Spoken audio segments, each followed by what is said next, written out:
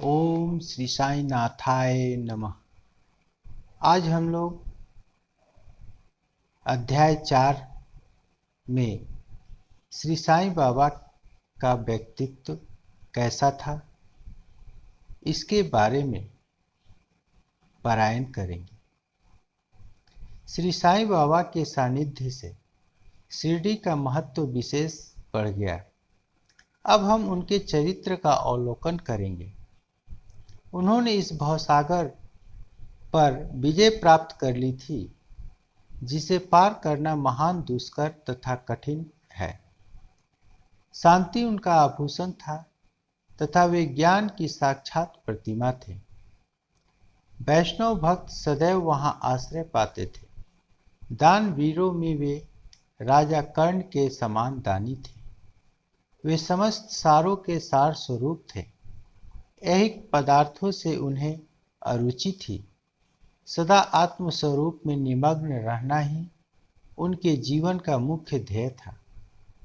अनित्य वस्तुओं का आकर्षण उन्हें छू भी नहीं गया था।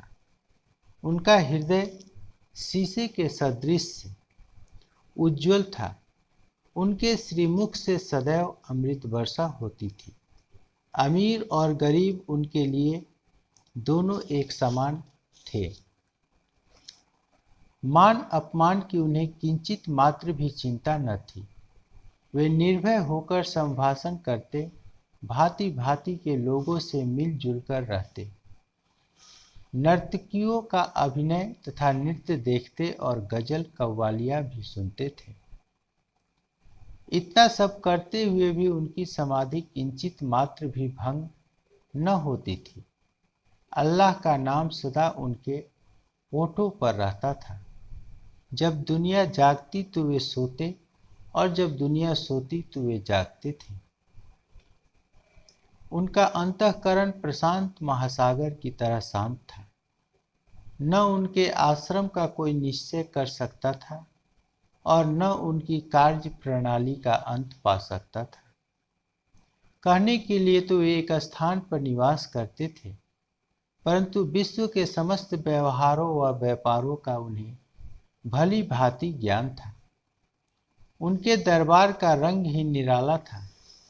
वे प्रतिदिन अनेक किंवदंतियां कहते थे, परंतु उनकी अखंड शांति किंचित मात्र भी विचलित न होती थी। वे सदा मस्जिद की दीवार के सहारे बैठे रहते थे तथा प्रातः, मध्याह्न और संध्या काल लेडी और चावड़ी की ओर वायु सेवन करने जाते थे, तो भी सदा आत्मस्थित ही रहते थे। स्वतः सिद्ध होकर भी वे साधकों के समान आचरण करते थे।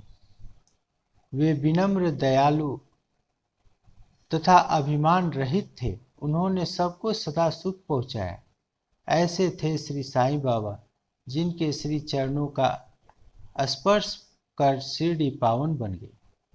उनका महत्व असाधारण हो गया। जिस प्रकार ज्ञानेश्वर ने आलंदी और एकनाथ ने पैंठण का उत्थान किया, वही गति श्री साईं बाबा द्वारा शिरडी को प्राप्त हुई। शिरडी के फूल, पत्ते, कंकड़ और पत्थर भी धन्य हैं, जिन्हें श्री साईं चरणाम्बुजों का चुंबन तथा उनकी चरण रज मस्तक पर धारण करने का सौभाग्य प्राप्त हुआ। भक्तगण को शिरडी एक दूसरा पंढरपुर, जगन्नाथपुरी, द्वारिका, बनारस, काशी, महाकालेश्वर तथा गोकर्ण महाबलेश्वर बन गई। श्री साईं बाबा का दर्शन करना ही भक्तों का वेद मंत्र था, जिसके परिणाम स्वरूप आसक्ति घटती और आत्मदर्शन का पथ सुगम होता था। उनका तीर्थ दर्शन ही योग्य साधन था और उनसे वार्तालाप करने से समस्त पाप नष्ट हो जाते थे। उनका पद सेवन करना ही त्रिवेणी स्नान के समान था तथा चरणामृत पान करने मात्र से ही समस्त इच्छाओं की तृप्ति होती थी। उनकी आज्ञा हमारे लिए वेद सदृश थी। प्रसाद तथा उदि ग्रहण करने से चित्त की शुद्धि होती थी। वे ही हमारे राम और कृष्ण थे, जिन्होंने हमें मुक्ति प्रदान की। वे ही हमारे पर ब्रह्मा थे, वे छंदों से परे रहते तथा कभी निराश व हताश नहीं होते थे। वे सदा आत्म स्थित चैतन्य धन तथा आनंद की मंगल मूर्ति थे। कहने को तो शिरडी उनका मुख्य केंद्र था, परंतु उनका कार्य क्षेत्र पंजाब, कलकत्ता, उत्तरी भारत, गुजरात, ढाका और कोंकण तक विस्तृत था।